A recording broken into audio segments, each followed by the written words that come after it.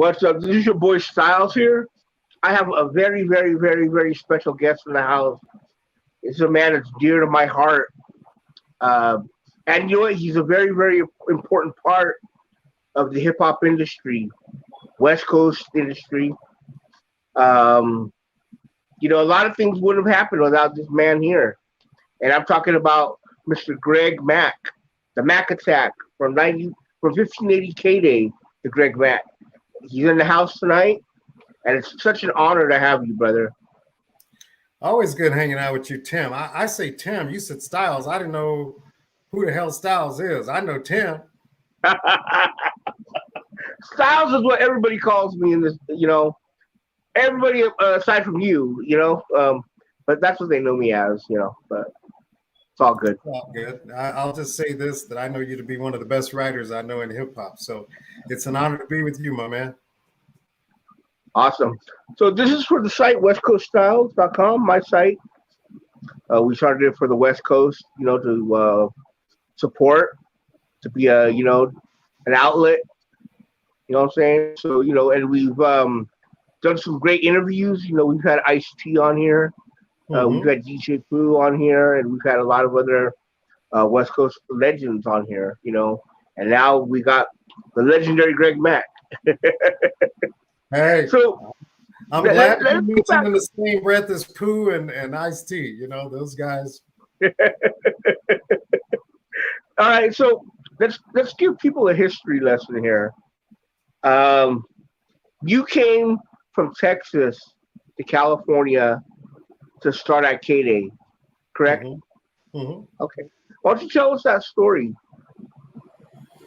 I started in radio in San Antonio as an intern. And I didn't get my first on-air radio gig till I got to Corpus Christi, Texas, station KEYS AM, because AM was still jumping back then.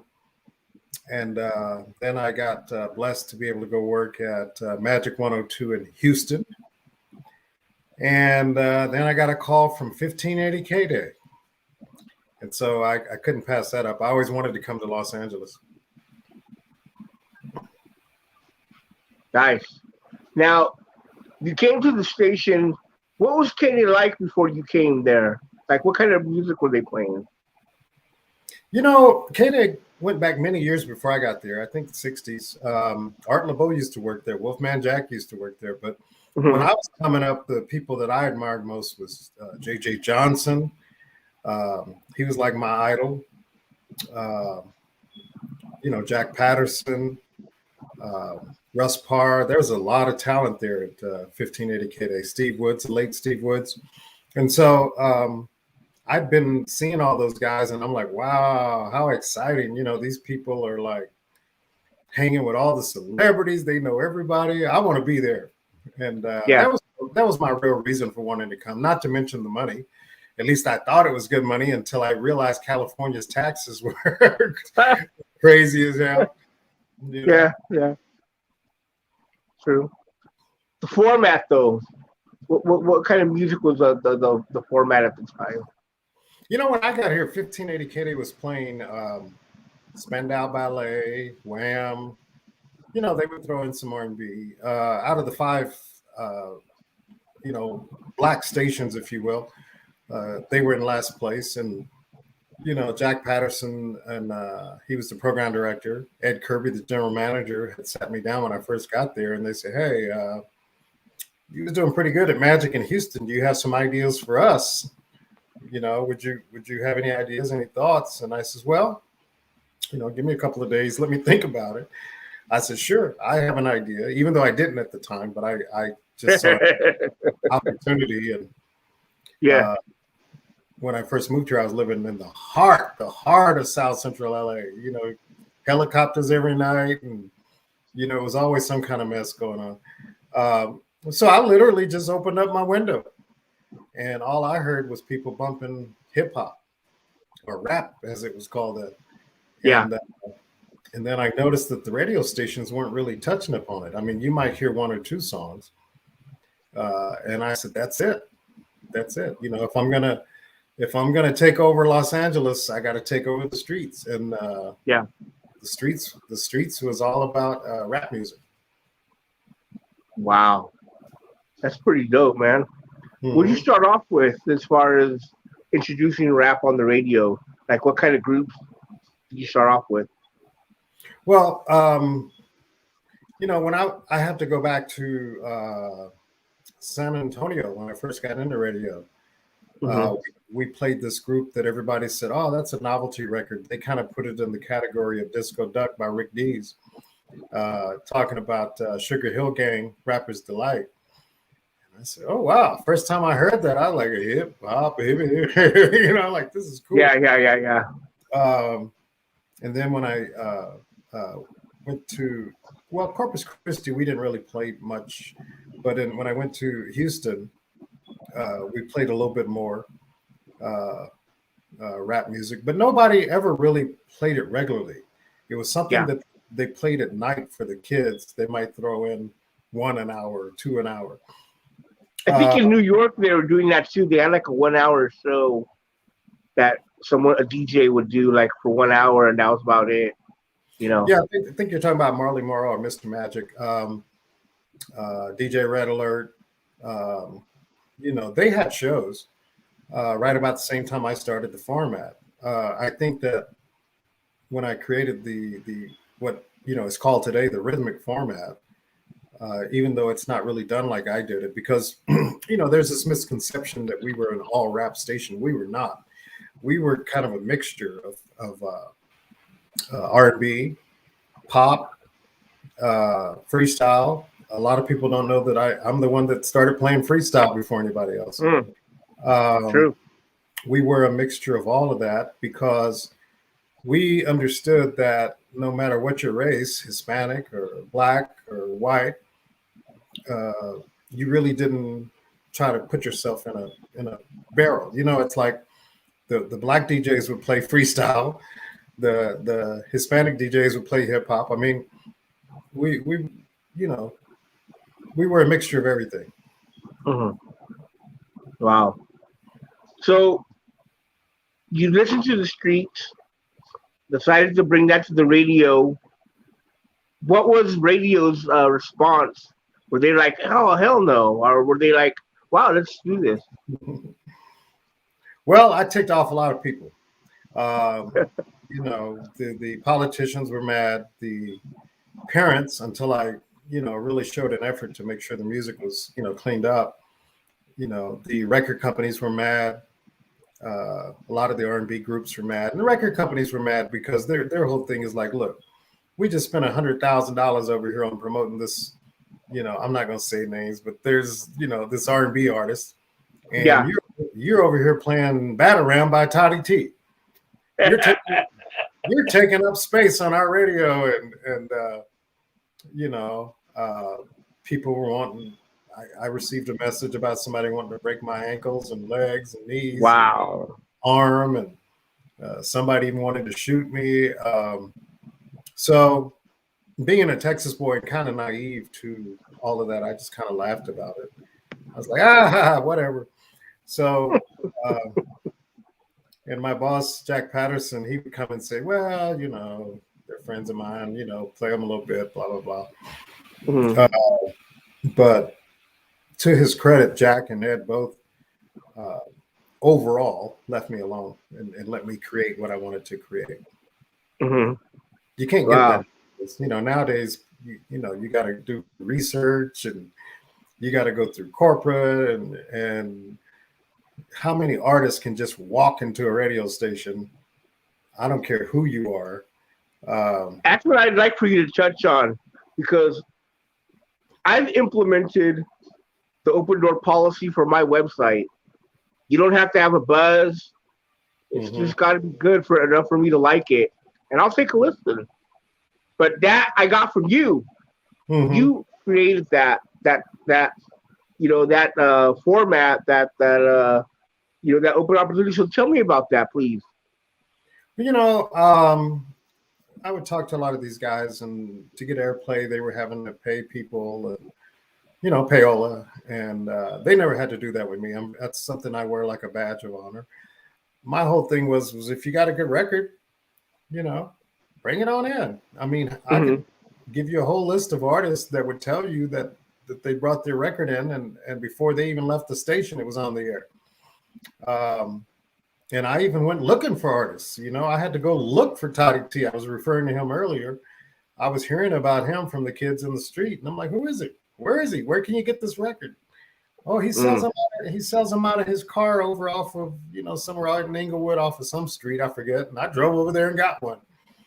And and then I had uh, one of my secret weapons, which I can tell now, is that I had friends at every one of the pressing plants. And so when they would get a record, i.e., Michael Jackson, Prince, people like that. And my friend, he's a big attorney. I think he's with Cobalt Music now, Dan Stewart. He was at Warner Brothers at the time. So Dan would give me the acetate of Prince. I would literally have the acetate. And Wow. I'd go in there and put it on the cart machine, and we'd start playing it until we got a cease and desist. But Prince had gotten to the point to where he would deliberately, make sure I got a copy before anybody. Wow. He was from what I'm told from his security, he was a big fan. He came to a few of my birthday parties, but I never ever. It's funny because I was always on stage welcoming everybody to the birthday party, and I'd see Prince and I'd say, "Thank you for coming," and this is how he would answer. He'd be like. And so as soon as I get off stage, I'm like, damn, I'm gonna go over here and say hi. And Yeah. every time he was gone by the time I could get to him. But I appreciated that he Mhm. would come. Wow, that's pretty dope. Mm-hmm. But let's go back to Toddy T. Um, you obtained this record off the street. Did he know he was going on the radio, or did Toddy you just T, put it on? Toddy T was just doing it the old-fashioned way, working it from the streets. I think he would have been more than happy to be on KDAY, but he, like many people, didn't know that you could just walk in and talk to me. Yeah. Um, he did after that, because him and Mixmaster Spade would come visit me all the time. Matter of fact, a lot of people don't know it, but Toddy T, when I did a compilation album at Motown Records, Toddy T, I said, dude, I'm looking for groups. Who you got? And so he took me to this club in Montebello. I think it's called Quiet Cannon. And we're at the bar, and I'm like, yeah, okay. We're sitting over having a drink. He said, she's about to come on. So I'm still not even looking at her. And then she came on, and I'm like, it was like, what the hell? This sounds good. And I turned around and heard her girls, MC Trouble. Man, I was just Rest blown in away. peace. Yeah. I couldn't get her contract to her fast enough, you know. Hmm. Uh, and Wow. I had my own label. Not only Yeah. was I was on MCA and Motown, but I started a label called Mack Records. And my first and only artist was King T. We put out a song called Bass. Hmm. Mac Daddy just exploded, and Capitol Records took him from me. They just said, they were whining him and dining him and limos and dinner, and then I called him one day because I was reading about them signing him, and I called him. I said, "Whoa, can't sign him. He's under contract." The guy, he just said, "Well, sue me. What are you gonna do? Sue me." I was like, "Okay." Just so It's gonna happened be hard to take on Capitol Records.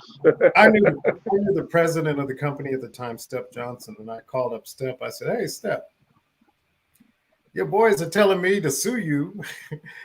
And I told him what was going on, and he was like, "Man, let me call you right back." So he called me back probably 5 minutes later. He said, "Hey, man, they really want him." He said, "Look, what all you done put into it, blah, blah, blah, blah, blah." I said, da, da, da. And I told him what it was. He said, "I'll double it." I said, "All right, cool." He said, "Come by and pick up your check." I said, "Oh, okay." So I went by and picked up the check, and that was the end of King T. A Okay. Okay. You got your money. couple of days later, I was on a trip to Hawaii.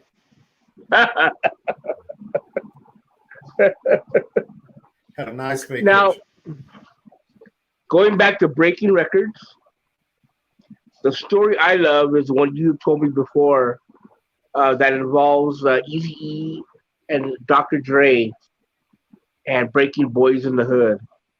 So the audience out there doesn't know the story, though. Can we please tell it to them? Dr. Dre, when I first came here and I was looking for DJs because I wanted to go up against Uncle Jam's Army, me and Roger Clayton, you know, a line was drawn in the sand, and that's another story. But Dr. Dre became my mixer via Alonzo. Alonzo introduced me. You know, I said, I want some mixers. You know anybody good? I wanted to find somebody. He said, oh, use my guys.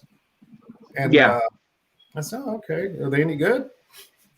Little did I know. He said, yeah, they're real good. And he brought them up to the station. It was Dr. Dre and DJ Yella. So they became my mixers. They were not. I want to make it very clear. They were not mix masters. But they became my mixers. And I created a name called Traffic Jam, which I should have trademarked because everybody has one. Man, I've done so standard. That's a so standard in the radio industry these days, the Traffic Jam. You know, if I would have trademarked everything. But anyway, the Traffic Jam took off. Dre started making a ton of money at the swap meet selling. He started selling the Traffic Jams. And,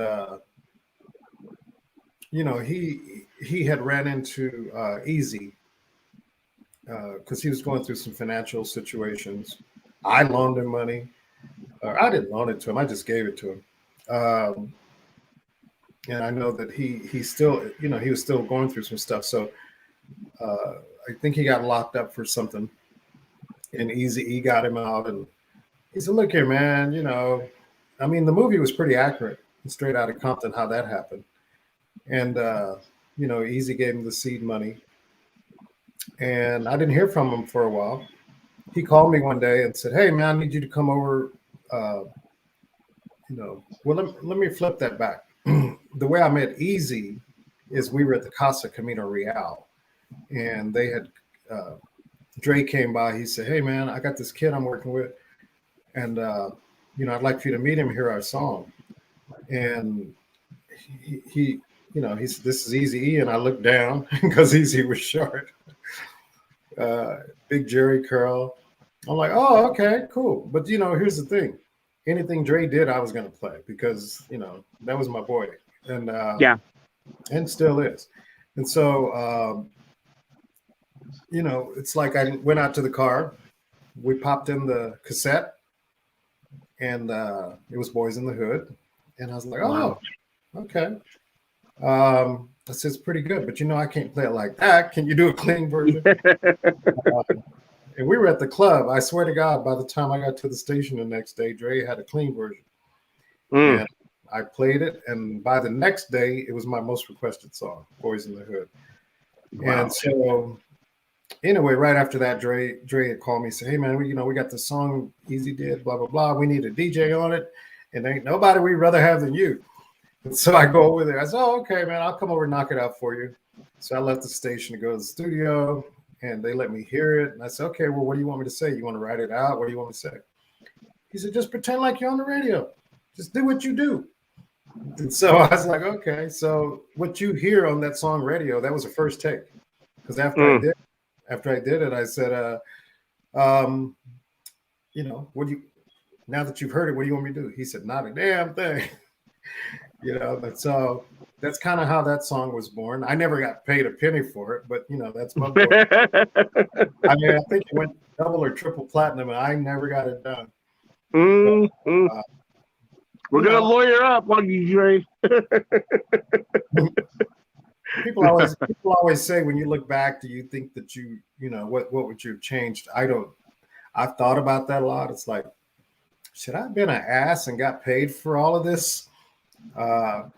But you have to understand, I was making a lot of money too when we were, doing all those appearances and concerts and clubs and skating rinks. And when everybody's eating, it's like, I'm not going to be trying to take the little cheese you got to add to mine.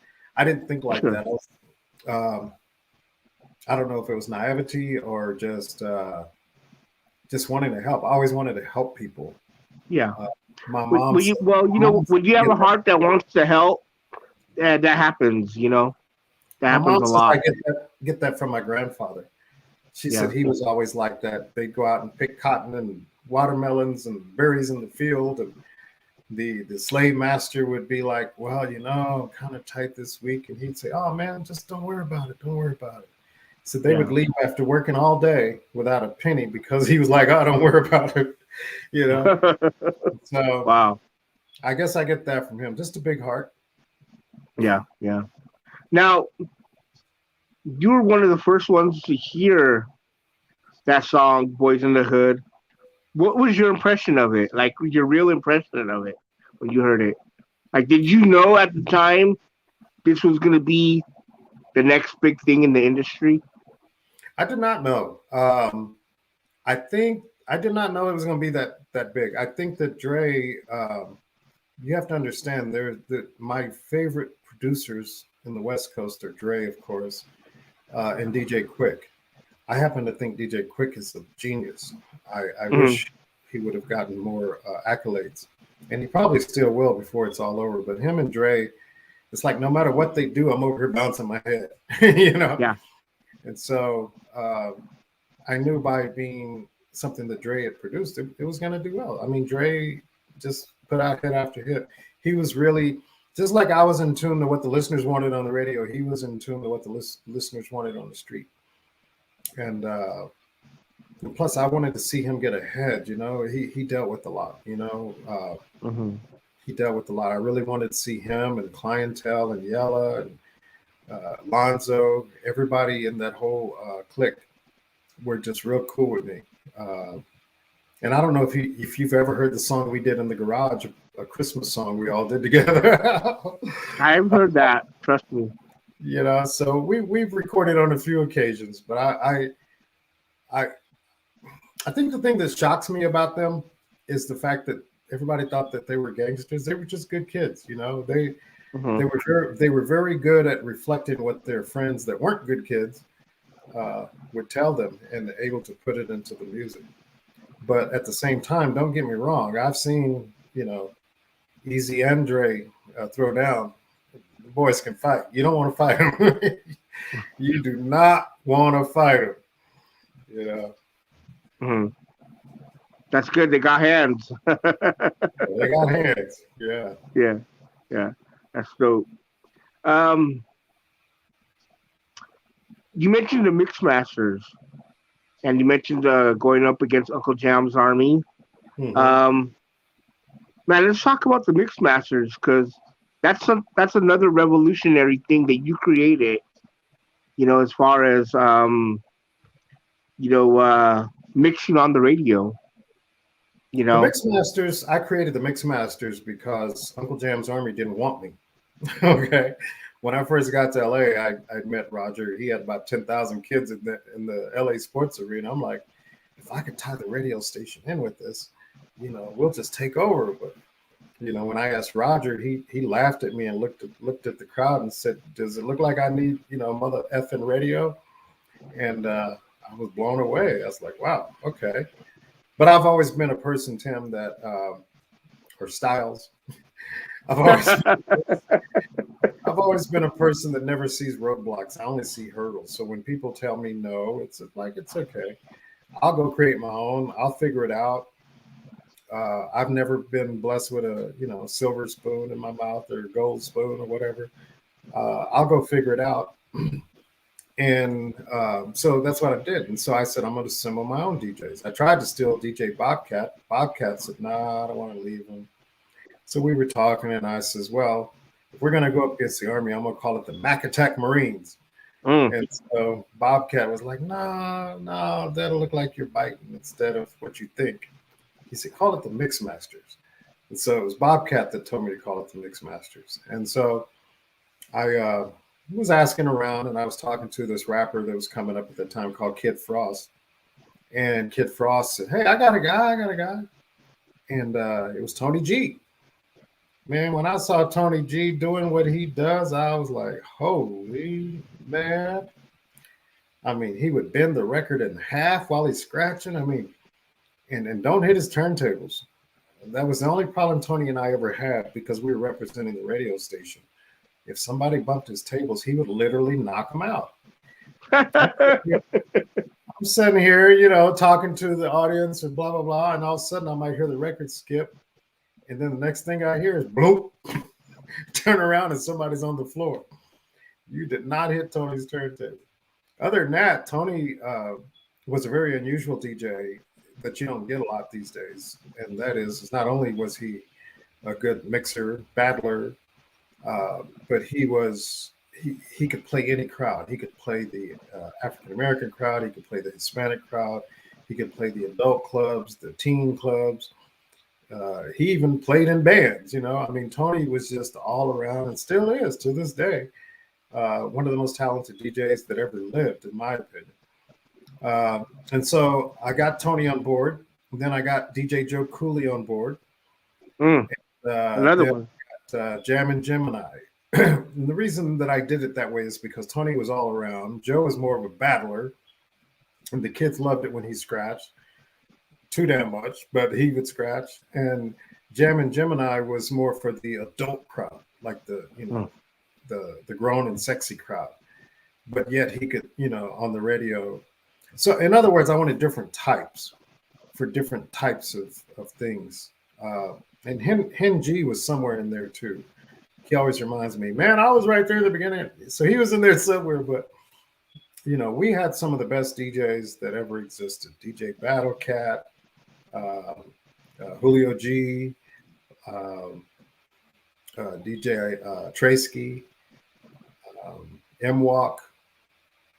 I mean, we were loaded. The problem that I had later is that every rapper that came out wanted to take my DJ on tour with them.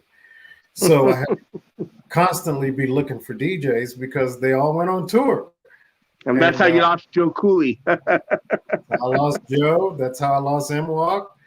Tony had gone out with Hammer for a while. Julio, you know, with Cypress and M-Walk. Who is it? Tone Loc. I think he still tours with Tone Loc. So wow. I had to constantly, but you know, those guys were so good that it became an honor to, when we'd go looking for DJs or have competitions, it was like DJs came out of nowhere trying to, you know, to do what they thought that we wanted. So I was real honored by that. Mm-hmm. Yeah, I mean, it's such an honor that, you know, you and Uncle Jam's Army, there are DJs out there who say they were a part of the both crews, who actually weren't, but it's a badge of honor. That's how much weight that carries, you know, that people are out there faking it, saying, hey, yeah, I was a mixed master, or I was with Uncle Jam's Army, you know. Those were some fun days. People say, you know, did you know you were creating history? I said, no, we didn't know. We were just having fun. And yeah, I feel like if we would have known that we were creating history, we wouldn't have created history. You know, we were literally just having fun. I was at that radio station, you know. It was just crazy. Well, you know, KDAY is so important to me because it's what I grew up on. I was a kid. I'd come home from school. I'd try to find a place in my room where it could come in because I was living in the valley, and you know, we didn't get good reception for, you know, the KDAY in the valley, so I had to find a specific spot, you know, where the antenna could catch it, and that's how much I loved it. I'd go all around the room until I finally got it. I think that KDAY, and even today, it's a news station now, but even today, you could hear us in Hawaii at night, but you couldn't get us in Long Beach. So, you know, at sundown, all AMs, you know, they have to either direct their signal another way or lower their power or whatever the case may be. So even though we had 6 towers up on that hill, we only used 1 during the day because you could go everywhere. But at night, we used all 6. They had to set a direction. It was directional, you know. Yeah. But I mean, but that's how important to me, the station was. And I hear stories like the Baker Boys who would sit on the roof of their house Yeah, they told me. They just told to me. get just to get KDAY. I've heard that. That, I've heard that. I've heard that from a lot of people up north, yeah, and people. And I'm like, yeah, right. And they flip out a tape. I recorded everything. You listen to the you listen to the tape, and you hear a hip hop song, but it's like, you know, yeah.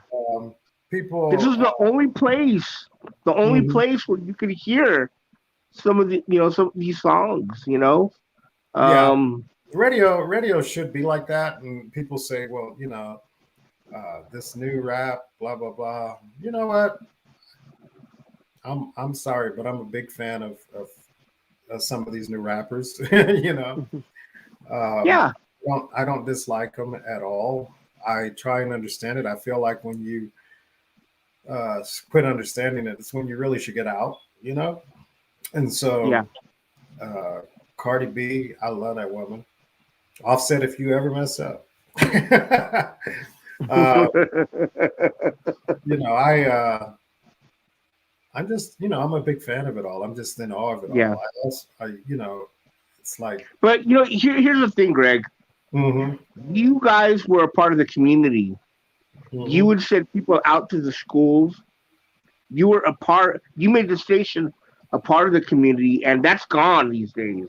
And that's what I don't like about radio is that radio has really neglected the local scenes, hmm in my opinion, in every city, not just LA, but all over. They're really neglecting their own community and their own local talent and schools and all that. Like, you'd send street teams out to them. yeah, we would go to the places where they said not to go.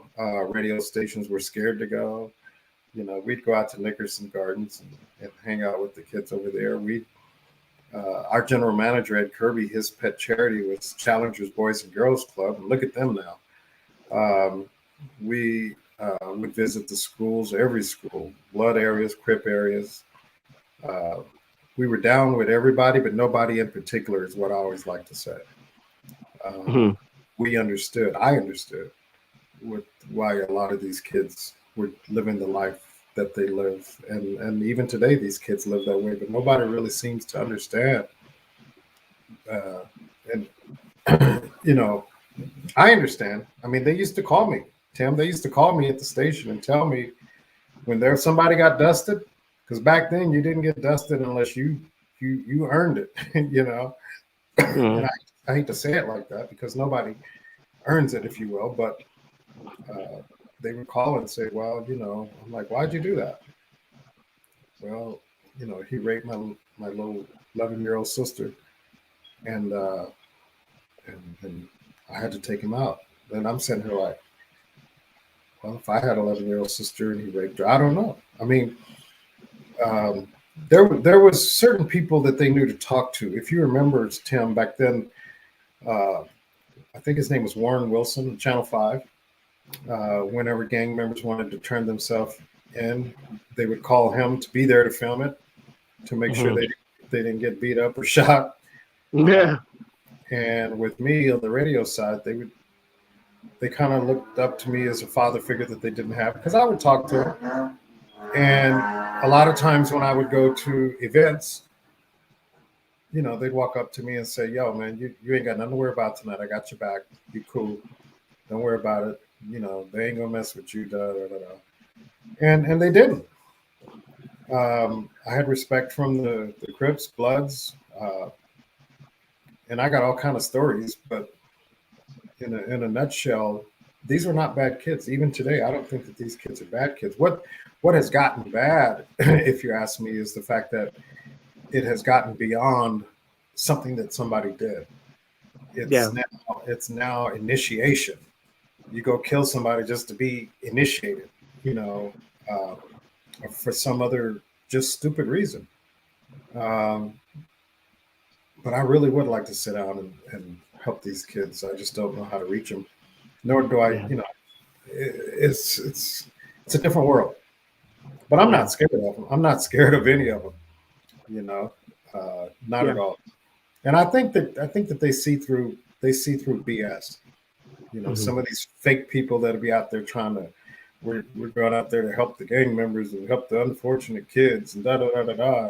They have the cameras rolling to hand out stuff and give stuff, and you know, as soon as the cameras are finished rolling, they hop back in their Rolls Royce and head back over the hill. You know, speaking, you know, there's people like who we just lost, General Jeff. General Jeff was, you know, helping the homeless. He had bad, the mayor. He had bad fortune that he turned into a good fortune for the homeless. And when I found out what he was doing, I was just like, oh my Lord, you know, whatever I can do, wherever I can help, blah blah.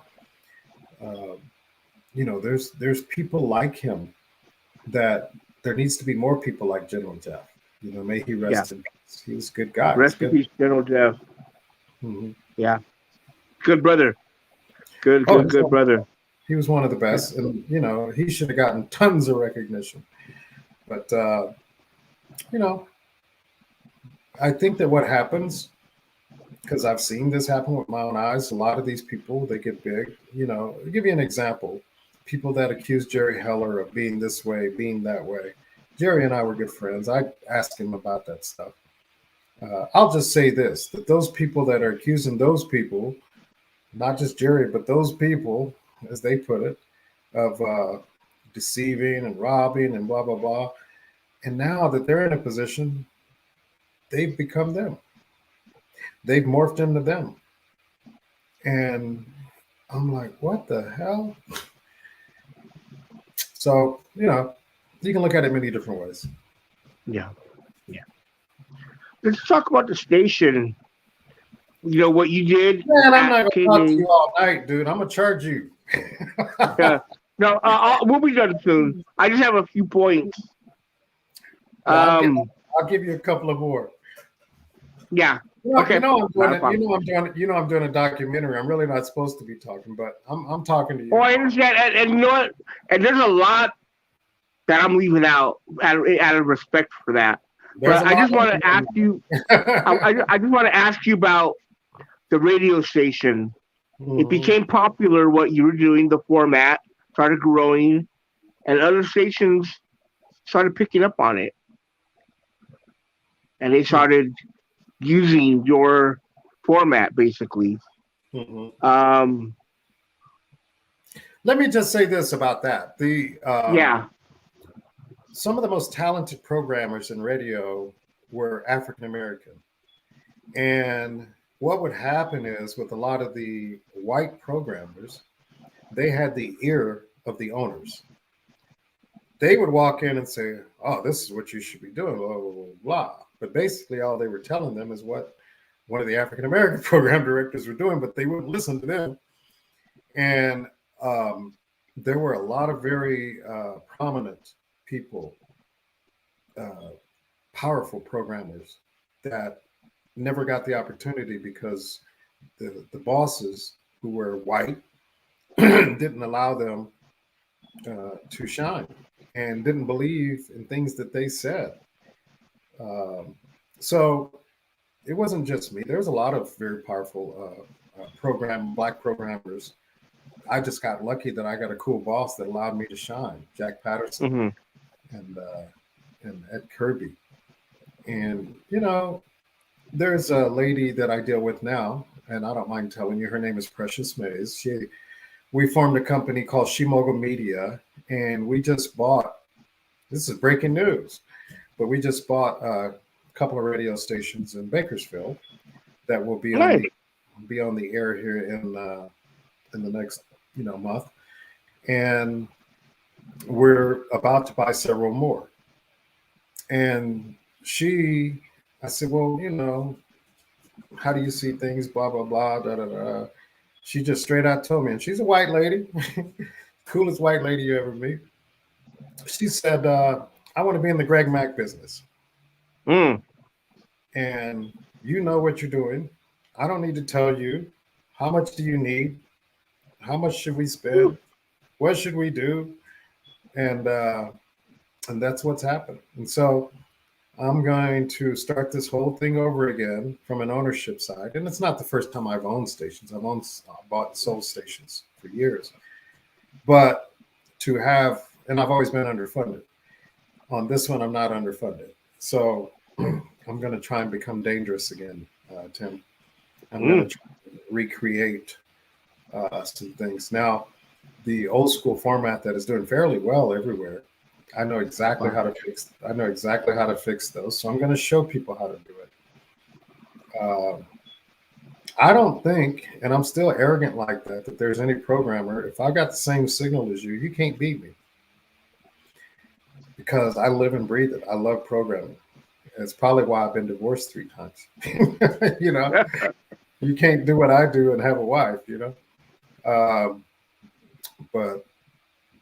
I can't wait, man. I know you can pull it off. You know, there's anybody that can go in there into a station and whip that shit around. It's you. We bought it a few months ago, but under the new FCC rules, you don't have to have a studio. So the guy that we bought it from, he didn't have a studio, so we had to put in a studio. So it's taken about 3 months to get the studio up and running. It should be up in about another 2 or 3 weeks. Mm-hmm. Well, good stuff, man. That right on, man. That makes me happy, you know. That makes me happy, and that warms my heart, because I know how important radio is to you. It's my life, man. I love it. Yeah, I mean, you're on the wave in LA. Yeah, I'm on 94.7 The Wave. I do part-time. You know, the wave. Yeah. I enjoy working at the Wave. It's very relaxing. It's for me, it's like when I'm on the air, it's like a getaway for a minute, just to get away. So, it's kind of weird. You own a station, but it's not in the same market. I don't think they would like that, but it's fun. And then my syndicated radio show, you can hear it in 20-something cities, 3 different countries. Can you give info about that, just so the fans out there watching this can tune in if they want to? Yeah, the Greg Mack Show is a syndicated show. I would like to tell you every station. It might take a while that we're on. But, just if you Google it, you'll see it pop up. We're on, in San Diego, Las Vegas, Phoenix, several other markets, Fresno. You can hear it, but it's something that we enjoy doing. It's kind of a reflection of what I did at 1580 KDAY. If you want to get the memories of what it sounded like back then, you ought to tune into the syndicated show. Although I did have to take some of the stuff off. But, it's just something that I do for fun. Me and DJ Shy and Connie Breeze and my producer, DJ Divine, we just do it for fun. And a lot of people like it. We have millions of people that listen every week to our show. Awesome. Well, I thank you for being our guest today. And you shared a lot, and I appreciate it. I'm not going to take up much of any more of your time. I know you're a busy man. Hey, you can call me anytime. You know that. You call me anytime. Oh, yeah. I know that's personal. Asking me questions and stuff, man. That's personal. I'm just talking about the interview time right here, I'm just giving you a time, man. I got nothing left for you. Nothing but love. All good, bro. Well, you know what? Thank you for spending time with us today. Man, I'll go ahead and share the news about your radio, your news stations. I mean, I think that's big news. So go ahead and have a wonderful evening, bro. And thank you for sharing all that with us tonight. Thanks for having me, my man. All right, bro. I'll talk to you soon. All right. All right, bro. Peace. Okay, bye-bye.